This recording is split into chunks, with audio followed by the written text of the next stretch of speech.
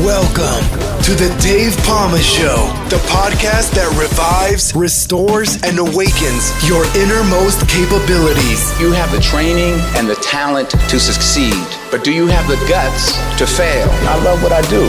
When you love what you do, you want to be the best at it. Today is about the power of you. You will change the world. Find your path to success through the journey of those who have succeeded. And now, your host, Dave Palma. Hi, welcome back to the Dave Palma Show. And with me in this episode, I have the author of Anti-Racist Therapist from Montreal. He's an anti-racist psychotherapist from Montreal, Canada.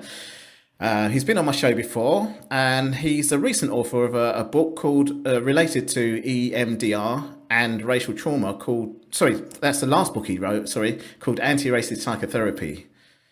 Confronting systemic racism and healing racial trauma, and he also now has just recently released a new self-help book called Black Meditation: 10 Practices for Self-Care, Mindfulness, and Self-Determination. David Archer, welcome back to the Dave Palma Show. Well, thank you so much, Dave, for welcoming me back, and I'm blessed to be here. David, so great to have you back on the show, and I'm sure you're going to be a regular contributor, over the time that I'm having this show. And the show has been going on for about 4 years. I'm one of these podcasters that hasn't given up. Nice. It's been quite busy during this pandemic times and hard times. Yeah, for sure. Had another wave as well. So you've written another book since the last time we spoke. It's called Black Meditation. So can you tell me who this book's for and what it's about? Yeah, so it's just that one of the reasons why I wrote the first book, Anti-Racist Psychotherapy, was because I felt that whenever we're talking about race or racial trauma or mental health with Black people, there's usually just this perspective where Black people are on the receiving end of the suffering, and there's not any dynamic that's there. It's almost as if you're talking about a victim with no one who victimizes. So that's why anti-racist psychotherapy was about understanding how there's a social context that contributes to the mental health or mental illness for certain types of individuals. And not only is it a social context, it's also a multi-generational context. There's a family systems context and all of that stuff. So the second book that I came out with, Black Meditation, it's more not so much about the philosophical understandings of racism, but it's like practical tools and techniques, strategies and skills that people can use to cultivate a positive Black identity, and also just to practice and get an introduction to mindfulness, to meditation, and just really to recognize your awesomeness. I've noticed that during this whole pandemic, which for a lot of people, I don't know about you, but sometimes it still feels like March of 2020 to me. And so, you know what I mean? It's like, it's been challenging. It's been challenging for a lot of people. And we've got another wave now coming as well. Again, exactly. And the UK is in trouble with it at the moment. Right. In Europe, it's a few lockdowns, and the UK won't budge actually with lockdowns. People are kind of two kind of groups of people. Some saying we don't want restrictions. Some saying, yeah, let's do it. And so it's just, again, is that it looks like at the end of this, we'll have gotten through the whole Greek alphabet. I don't know what language we're going to go through with all these variants. But exactly.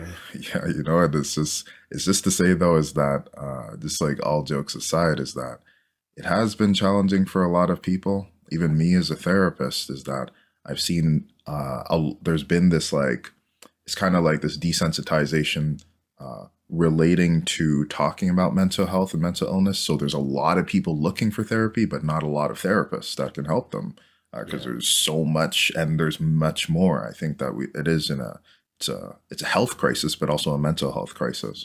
So I wanted to kind of create a book that can help people outside of my office. I wanted to be able to give something to somebody outside of the reach of the therapist. Some people who probably aren't interested in therapy, or can't find a therapist, or can't find a therapist who's anti-racist. And just to just to be able to give them something that has a set of skills, practices, and tools so that they are able to be grounded in themselves, that they're able to cultivate self-love, and also to work on the idea of self-determination. So I do hope, it's a tall order. It's something that I attempted. I've received some like positive feedback from people around the world with it, but ultimately I just want to make it so that that people recognize that they do have what it takes in order to heal and recover. Our ancestors went through many challenging things, maybe not the same thing as we're going through right now, but they've went through even more challenging things. And so just to know that we come from a long legacy of people who have overcome adversity. So just to tap into that connection to the ancestors, tap into this connection to the present body, so that we can make a better future for all of us. Yeah, that's great. That's great. Well, we can go through the 10 practices, and obviously maybe I can use myself as a case study in this case, because obviously, I, as a black firefighter, I mean, our last episode we did when I had you on the show was about a black firefighter that committed suicide, and I went through similar, challenges that he did, and For sure. had some stresses, and it's a stressful job anyway. And the Black Lives Movement, you can see the kind of things that, obviously highlighted it around the world, around the globe. But certainly my recent prostate cancer diagnosis, I've had to repatriate, so that was challenging because my family's still in the Philippines waiting for my wife's visa, which obviously the British immigration system was probably the same similar to the Canadian one. It's challenging as it is, so I'm going through some pretty using meditation. I've got some audiences on my coaching app, where I do coaching on the meditation app. So, with the 6 million users there, I'm sure they'll appreciate listening to some of the stuff here as well. And that's awesome. Get out and buy your book as well, Yeah. which I can suggest to them anyway through my coaching. Yeah. So You can suggest, and I recommend it. I highly recommend it. That's what I meant. I highly recommend that if people get this. Whether it's through my website and this podcast interview, or the Aura app, meditation app, I'm on, Mindfulness app, I'm on. We will certainly hear what you have to say now about these 10 practices, and how, For sure, as a case study myself, I could get through stuff, and how everyone else, reflects on everyone else. Yeah. So let's go.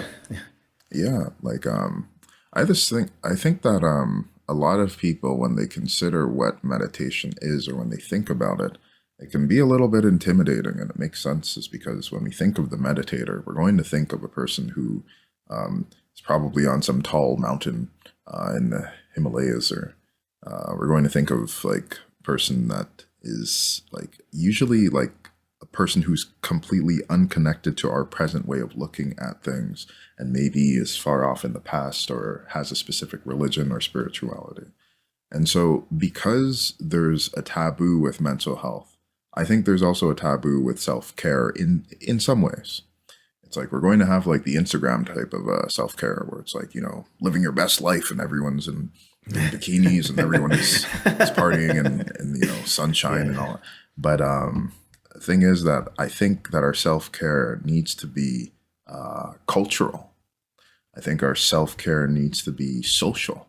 I think our self-care needs we need to upgrade our technology of relating to one another, our technology of relating to ourselves. And we need to focus on finding out different types of meditations. So I don't specifically have just one meditation. I even think the word meditation itself, it doesn't always mean a person who's sitting and attending to their breathing. Sometimes it is like a discussion. Sometimes it is like a stream of thought. And so it was 10 or it's actually about 12 chapters that are in the book, but it's just, there's 10 different skills and 10 different practices and 10 different words that center what the topic is going to be about for that chapter. And then in that specific chapter, there's a skill that helps to bring about like the idea, the general idea that it started with. So I'll kind of say it in plain English and be simple about it. It's like the first chapter is about cultivation. And that's because cultivation itself relates to the idea of tilling, tending to the land. And I look at it in terms of just building and setting a foundation.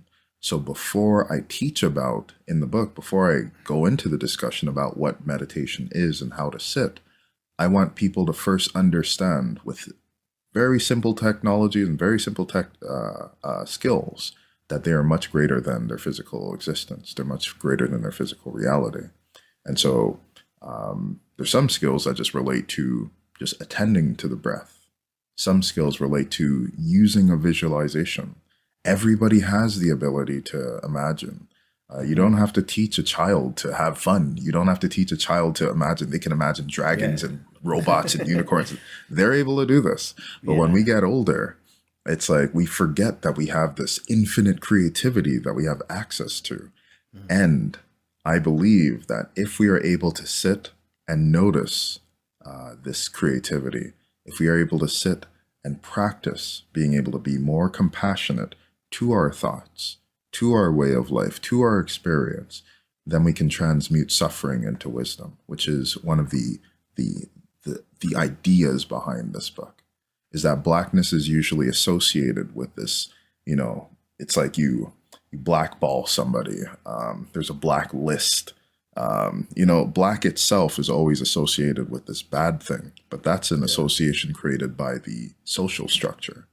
So what we're trying to make sure is that from our own culture, from who we are as an individual, is that we can rewrite this narrative and instead define our Blackness based on our creativity, not the creativity that's based on racial trauma of white people, not the associations that are based on the media, the social media and all of that stuff, but something that comes from the heart. And when we can set aside some time to be silent, to sit, to breathe, to acknowledge the rhythm of our existence, and I think we can tap into something that's very deep.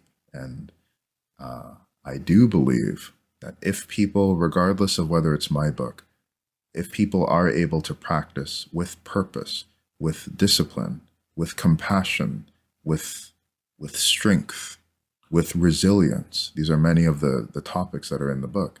Regardless of the practice, if they are able to assume these principles and if they are able to practice them, then they are able to find a way of cultivating their own spirituality. It's irrespective of one specific dogma or belief system. When I wrote this book, and I say it in the preface as well, is that I'm not trying to say that this is the one Black meditation. So I'm not trying to say that this is the one definition of Blackness or the one definition of meditation, but just for Black people to know that meditating is not outside of their culture. Meditating and feeling at peace is not outside of our reality. And many of our ancestors were the first physicians, were the first therapists before the word even existed, and also were some of the first healers of this world. Fantastic. That's great. Well, what most people have to remember is that meditations come from the East, so the Western took it and made it their own in terms of, how it is now, but we have to make it our own as well, Yeah, and the interesting thing about that, though, is that there's another book. This book's not my book, but I do think it's pretty awesome for your audience to know about it. Yeah, sure. It's called Our African Unconscious, The Black Origins of Mysticism and Psychology by Dr. Bynum. And what he talks about is how it's just a lot of what we even think is from the East. Some of it has some African origins. It's like, so I speak about it in the book as well, is that we call it mitochondrial Eve. So one of the first members of our species, our ancestral mother, who we all share some DNA link with, she existed about 200,000 years ago. So 200,000 years ago, that's the first Homo sapiens in Africa. Yeah. So we were dark-skinned Black people for 200,000 years ago. Yeah, and meaning the whole planet Earth. Yeah. Exactly. And we were in Africa for all of that time. So that meant that we were all Black people for all of that time. And we developed technologies, we developed spiritualities, we developed all of these things like from that past. Yeah. And so it's not to say that Africans or Black people invented like everything that's in the East, but it's impossible to say that some of the ancient Egyptian mystery schools did not influence, or the mysticism did not influence the Abrahamic religions, or that the African origins did not influence the practices, the ideas related to Kundalini, related to chi, energy, life force that exists in the East, because Egyptians were talking about it. So if they were talking about it thousands of years ago, like 3000 BC, they're talking about it in Egyptian schools, then if there's other practices that came up after them that seem to have some similarities, it's hard to say that there's not an African influence, that it's not that we all come from a similar source. Yeah. There would be one controversial thing is if, someone might turn around and say, oh, I'm going to make a book called White, because this happened in the fire service. Oh, we're going to make a white union, but obviously... Oh, they already do. Yeah, they already do. Exactly. That's exactly where it is. So they already do. Yes, this is a kind of conversation that might sort of, it's just people they're probably people that don't practice it properly anyway, Yes, but the thing is, I do encourage a white meditation. I think if white people are like, we have specific needs and we need to, I'll say that you guys already do. Like, it's just, I'm raised in a society that looks at myself as the outlier. And, when I'm in my home, statistically, I'm actually the majority. And also, when I look at the world population, statistically, most people are dark-skinned individuals. So, I mean, it's really just to say that it's all about context, and it's all about the what data you're looking at. But I believe that I just wanted to write something that I haven't been able to see before. I'm that type of artist, is that I want to create things I've never seen before or never experienced before. If there's a white person who's like, what? Black meditation? I'll make a white meditation. I'll say, yeah, sure. The thing is, if white people can heal and resolve their racial trauma that comes from whiteness, there's one day where I went to, in New York City, they had Ripley's Believe It or Not. And you go into this it's kind of like, I don't even know how you describe it, but it's like, they show pictures of the person who had the biggest foot, the person who had the largest, the fastest bird, all of this stuff. But they spoke about these things that were in Europe, and it was like torture devices. Yeah. We know that in the Dark Ages, that there was a lot of like torture devices, guillotines, iron maidens. There's like terrible things that existed through history, and there were witch burnings. And so I believe that a lot of this difficult things that white people themselves went through in Europe, that still stays on in the genealogy of the racial trauma of white people. This is where some of the present day violence comes from. When we talk about like how white supremacy is not only violent towards Black people, it also hurts white people. So if there is a white meditation that can help to heal the trauma that is within the white person's body, by all means. For me, I am trying to find a way to make it so that Black people, that we don't feel that we can't heal anymore. So if it's possible that we can make a white meditation, if that's going to help. And to make sense of what you spoke about there, in the Black Lives Movement, it's certainly all over the world, there was Black and white protesters against racism joining together, and white people killing white people, like that guy, the young kid who shot down another, white protester. Although I disagree. I think that the people he killed were not white people. This is the strange thing. All right. Is that whiteness itself occupies this weird thing where it's not race dependent.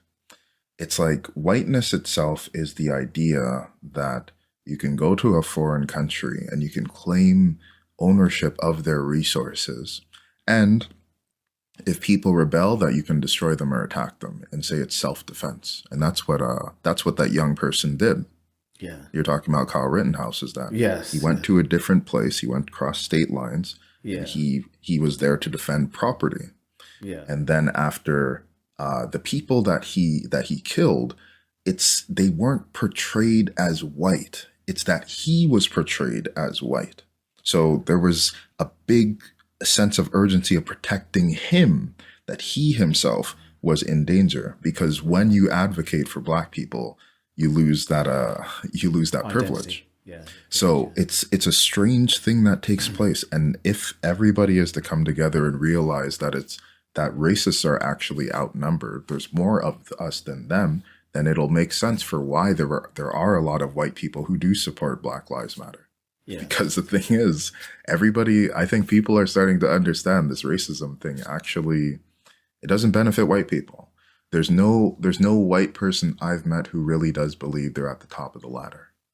There's like even the white man who is assumed to have all of the privileges, even all the billionaires that we have that are flying spaceships into the atmosphere. They can never go high enough. You're not talking about Oprah, obviously. No. I'm talking about the others. Elon Musk and Richard Branson, our very own Richard Branson. yeah. And it's just, but I feel that they can never go high enough. I feel that they can never make enough money, and that's because they're not at the top of the ladder.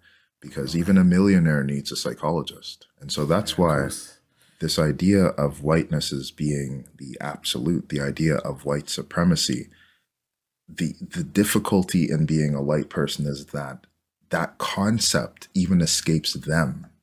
White supremacy does cause damage to Black people, of course, because we're in this comparison with it. But no white person feels as if they really do have all of the privileges, because they still need therapists. Yeah.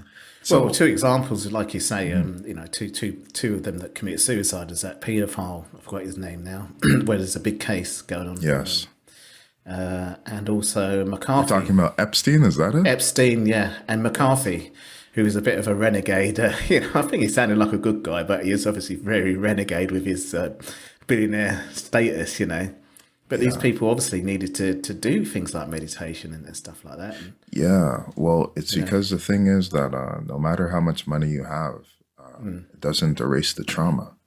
Exactly. There's a lot of suffering that is in our present day situations, but there's also a lot of suffering that comes from what we carry, like the wounds of our ancestors, as I speak about in the book. I know this topic we're on is very far off from, because I don't mention these.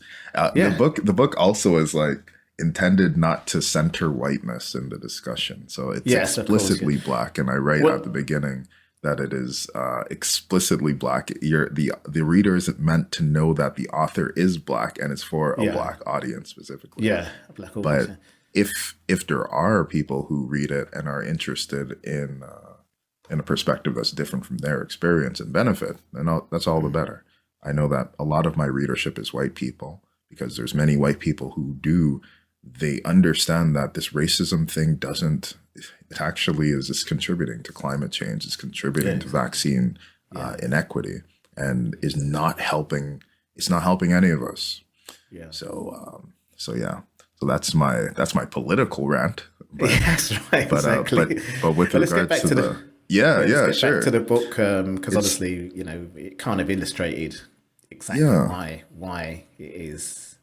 People need to read the book, really. So let's see how these 10 practices work before we point people to how we can, get hold of the book, really. Sure.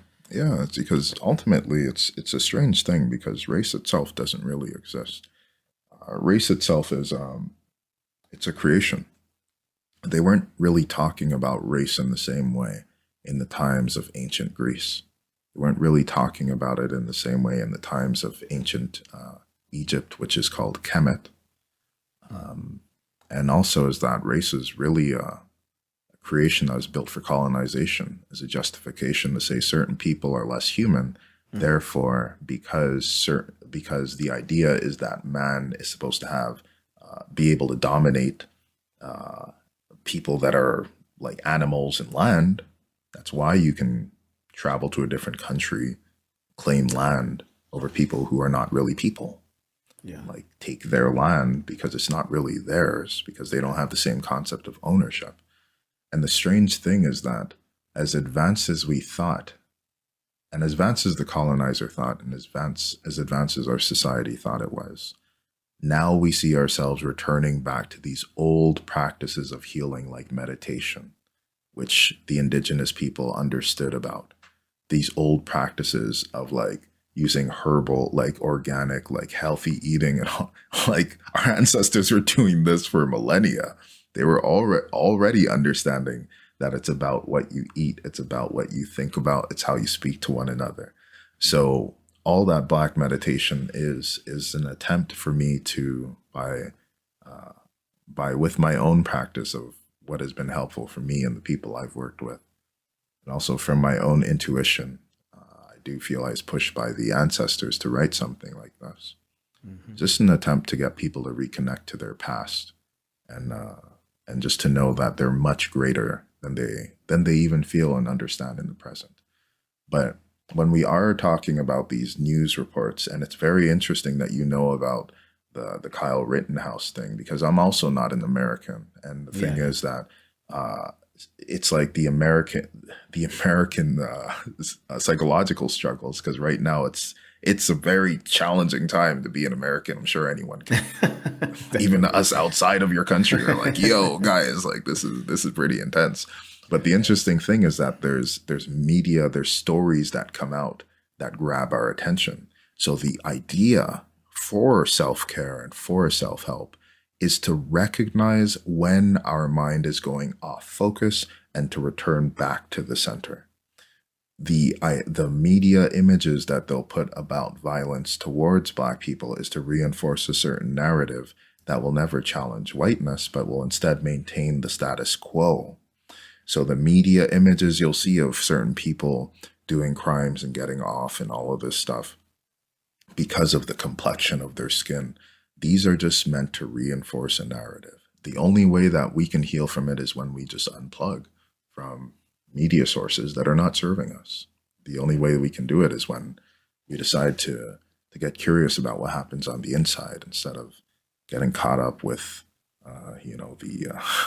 the tweet of the day, the media report of the day, because that stuff is really not good for our mental health. No, they're starting to they're starting to talk about that as well now, aren't they? Really, I mean, they kind of got accused of, I think, Facebook and Instagram, and I think when he changed. Zuckerberg changed the name to Meta. Yeah, that's what I was going to say. It's not bad anymore. Now we're Meta. We're no longer Facebook. Facebook is just something. We changed our name. We're good now. But that's the same thing. It's a similar type of thing if we talk about whiteness and race, is that race, these are just labels. So they actually do change over time. Whenever the number of white people decrease in North America, and they probably do it in England as well and in Europe as well, is that certain people become white. Maybe race is a little different in Europe. It's probably not as like, it's similar, but probably different in some contexts, in some ways. But it's just that there were times when Irish people were not white in this country. There were times when Italians were not white, when Greek people were not white. And it's like, I did a presentation in California, a virtual presentation, relating to the topics of anti-racist psychotherapy and Black meditation. And there was a white person who she left a comment just saying that she was trying to understand her whole life why her father, who was Scottish, would fight to change his accent so that he could assimilate into an American lifestyle. And through his whole life, he fought and was a racist towards other people and other groups of individuals. And he lived and died as a racist white person. And she said from this presentation, she finally understood that whiteness is a category that is based off of this fight or flight or free survival instinct. And that took her father away. Instead of being able to acknowledge and to honor his Scottish heritage, he had to fight to get into a category and fight to stay in a category. So the only way that we're going to be able to recover from these traumas of racism is if we just recognize it, learn to accept the suffering that we're going through, validate our experience of the suffering, and ultimately we show compassion to it. When it's like, it may not always seem like it, but sometimes the bravest thing, the most courageous thing we can do is to sit. That's what the meditation is. The meditation is really just for you to take some time to just sit and reflect, and without any judgment on the thoughts, without a judgment on the process of whether I'm doing it right, whether I'm doing it wrong, whether I'm sitting correctly, do I need to adjust how I'm sitting? Just to acknowledge the process, and through our kind suffering. Of neutral. Yeah. Sitting and neutrally thinking. Yeah. Without judgment. Right. And what happens is when we're able to notice it and sit with it, then wisdom takes place. Because anytime we successfully overcome suffering, we gain experience for the next time that the suffering takes place. If we go, even our immune system works in a similar type of way. Like the first time that we get sick from something, it's a little rough. Sometimes, in some cases, I'm not going to act like I'm an epidemiologist or master of this stuff, but just follow along with the metaphor. So the thing is that sometimes when we encounter something and then we encounter it again, the immune response can be different. And like, depending on how we've been able to deal with the first one, it can be a little different the second time around. So the way how I look at it is that we need to be conscious in our confrontation with suffering.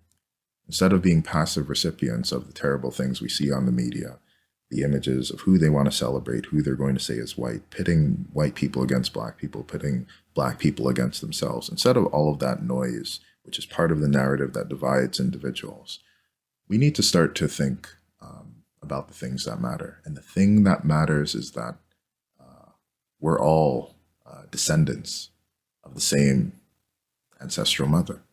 So technically, we're all family. And when we are able to engage with this idea that we're all family, that we're all one people, then something different happens.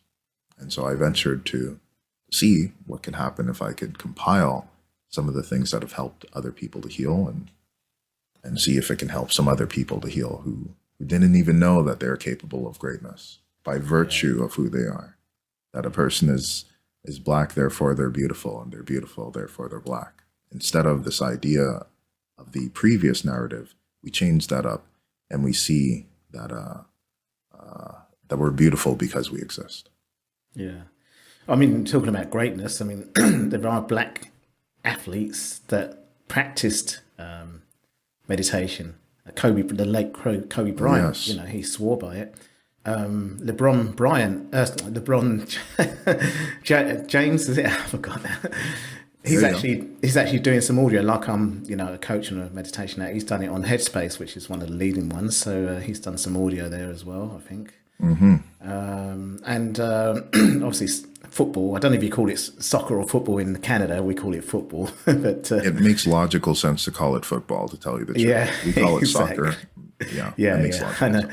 Well, one of our most successful black player who had extreme racism, especially from the terrorists, took up meditation this year, and he's now an ambassador for Headspace as well. But It's amazing. so these are great people, and he said meditation helped a lot. You know, Yeah. he was already great before he took it up, but it helped him a lot. You know, even more so. It's because the thing is with the athlete is that naturally they condition their body to do great things. Yeah. And so it's not a stretch of the imagination that they can then condition their mind to do great things. And also, many of the athletes are actually geniuses, if you think about it. Yeah. Even if because it's a mathematical equation to be able to throw the ball into the basket from a certain distance and at a certain speed with a certain amount of force. It's just that what we consider as being intelligence is culturally dependent and like socially, it depends on the social context of it. Right. But these are geniuses, not only because of the skill of their body, but it's easy to see how they can generalize practicing and refining the skill of the muscle memory to then practicing and refining that skill of self-compassion and like of knowing, because that's a lot of what this book is about as well. Great. Well, I hope where we're talking about whether you're a billionaire or someone who's not, very humbly doing a low paid job, even people like LeBron James or our own sports people, whoever, whether they're millionaires or not. I hope they come across this podcast and see Black Meditation and pick up your book and buy it.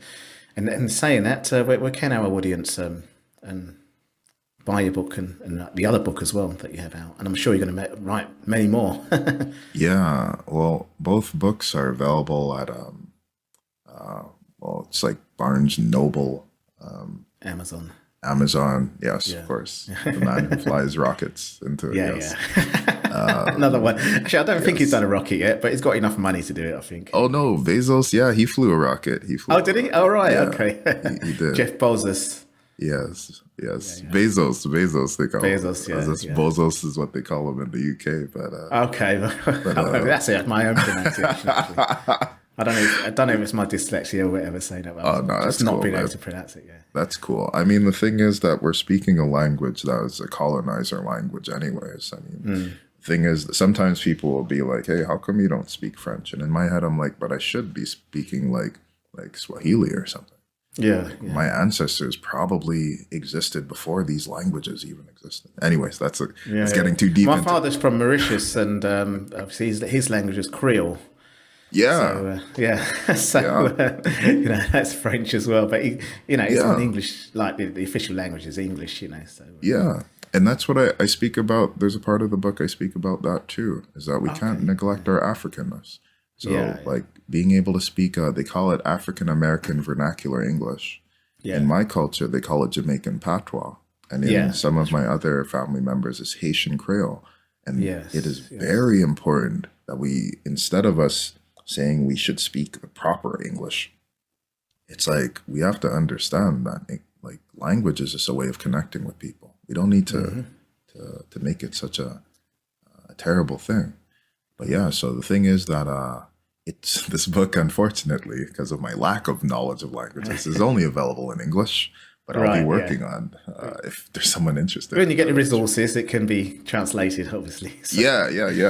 That's the next step. I would love to make it available in different languages, but it's really just you can go on Amazon and you can get a few copies. And I would say though that anti-racist psychotherapy is like that philosophical, the understanding for how we get to the ideas of talking about racism completely different. And then Black meditation is a way out of that cycle of consistently attending to social media and getting hurt by these thoughts. And instead, practicing some skills, techniques that just help you to feel grounded and get in touch with that inner awesomeness that every person deserves to experience and to recognize that it's their birthright to feel good about themselves. Fantastic, David. Fantastic. Well, it's always great to talk to you on the show and I get some value from you, and you give my audience some value. So, thank you. I'm going to have you back more and more. There's always some issue going on somewhere where we need something like this as well. Yes. In fact, even more so now. Yes. So we'll have you back again, David. But at the moment, I'd just like to say thanks a lot for coming and sharing your book and your knowledge and your everything that you do with my audience today. Well, thank you very much. And I'm just a mirror reflection of the person I'm speaking to. Thank you again for taking the time to help your audience. And I hope that this book can help other people to know that the world deserves them and that they're deserving of the world, and that we must practice together to work as a global family, because that's where we all come from. We're all cousins, aunties, and uncles. Once again, David, thanks very much. Many blessings. Thank you. That's all for this episode. Thanks for listening. And remember, if you want to support what we do, then share, subscribe, and leave a review over on Apple Podcasts.